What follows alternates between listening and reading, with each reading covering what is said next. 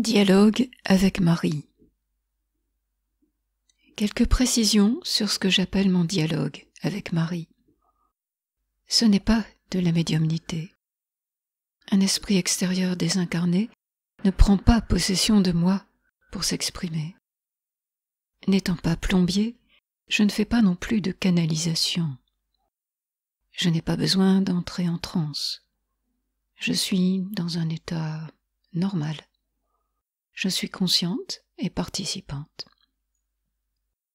C'est une forme de communion, communication, avec ce qui est mon être profond, cet aspect de l'âme qui dépasse l'ego, la personnalité humaine, avec ses limites spatio-temporelles. Je l'appelle Mère Marie, car c'est ce que je trouve de plus approchant et qui se reflète dans cette figure archétypale, symbolique. Elle n'est ni extérieure, ni étrangère, ni religieuse. Aussi loin que remontent mes souvenirs, cette connexion a toujours été là, consciente ou non. Dans le silence, je pose mon oreille sur le cœur de la Grande Mère pour entendre son murmure et m'imprégner de sa paix. Ce ne sont pas des vérités absolues, juste des paroles bienveillantes, parfois empreintes de fermeté, qui viennent confirmer des intuitions, des ressentis et apporter un éclairage sur certaines situations embrouillées. Ce sont souvent des images que je traduis en mots. Cette reliance a pris la forme d'un dialogue quasi quotidien, fin avril 2021, et celui-ci m'aide à traverser avec sérénité cette période cruciale. Samedi 1er mai 2021. Mère Marie, j'aimerais approfondir cette notion de laboratoire d'expérience dont tu as parlé. Que la Terre est un lieu d'expérimentation, ça me fait un effet bizarre d'être un rat de laboratoire. Dans quel sens tu emploies ce terme? Depuis le début, l'enjeu était de transformer cette petite planète inhospitalière en un lieu où pourraient se jouer toutes sortes de scénarios. C'est dans ce sens que j'emploie ce terme de laboratoire d'expérience. Les images que tu vois sont celles des étapes de transformation. Dans la jeunesse d'une planète, ce sont pratiquement toujours les mêmes éléments qui entrent en jeu pour qu'elle puisse accueillir la vie, la maintenir et l'amener à son stade le plus développé. La Terre a été investie par de nombreuses races. Au fur et à mesure, la situation s'est quelque peu dégradée. Elle est sortie du schéma initial. À plusieurs reprises, il a fallu mettre un terme à certaines expérimentations qui risquaient de détruire complètement cette planète. Elle a frôlé la destruction à plusieurs reprises. Chaque fois, il y a eu une intervention juste avant qu'il ne soit trop tard. L'existence de cette planète est nécessaire à l'ensemble du système solaire dont elle fait partie.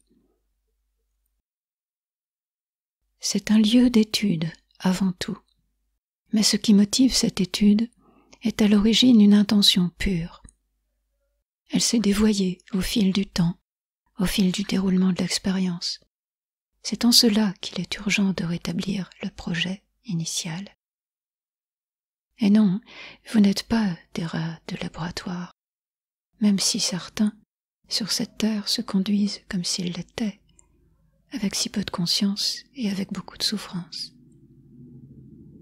Le germe divin est en tout être humain, quel que soit son stade d'évolution. L'être humain n'est pas qu'un animal, même si l'animal a sa propre dignité. Il a besoin d'être respecté, et il a droit à tout votre respect. Chaque règne a sa dignité, et il est urgent de rétablir cette valeur. Oui, il y a un état d'urgence sur Terre.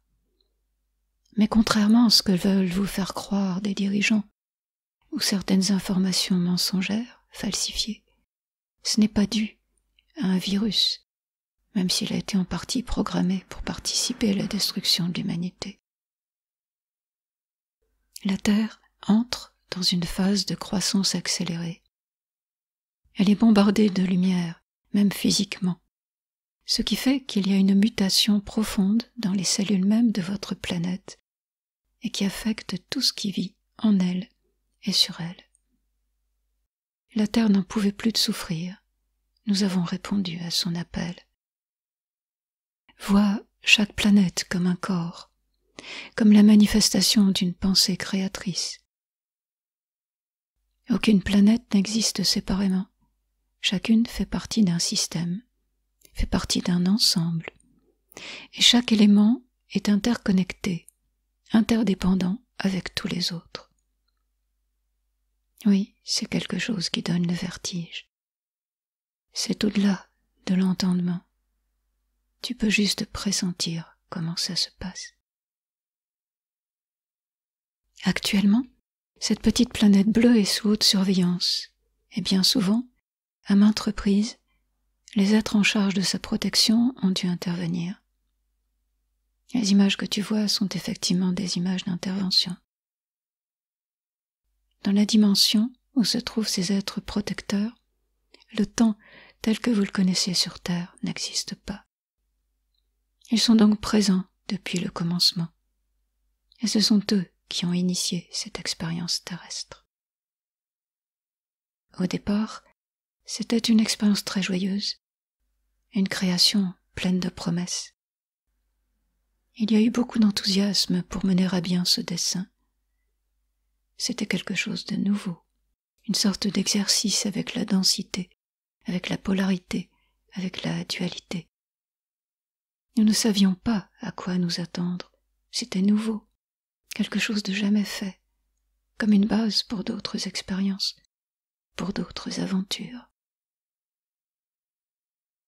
Nous avons accompagné l'humanité, le règne animal, le règne végétal, le règne minéral, à chacune de leurs étapes de développement.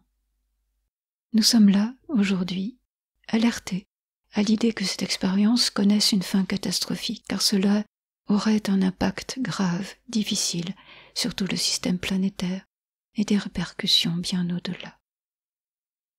Seul un réveil des consciences peut éviter une fin catastrophique. Et nous sommes là pour vous accompagner, pour vous guider, pour vous soutenir.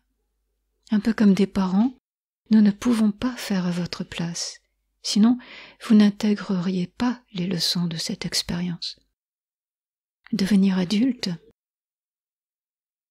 c'est comprendre ses erreurs et faire en sorte de ne pas recommencer. Nous n'avons pas laissé les clés en vous laissant vous débrouiller tout seul. On ne confie pas les clés de sa maison à quelqu'un d'irresponsable. Mais parfois, comme chez vous, en l'absence des parents, les adolescents font des fêtes et commettent pas mal de dégâts, même s'ils ont promis d'être sages. C'est un peu le cas de la Terre. Il y a eu beaucoup de débordements, beaucoup d'excès, beaucoup de choses qui n'étaient absolument pas prévues. Comme tu peux le constater, ce n'est pas la sagesse qui gouverne et prend les décisions, les prises de position.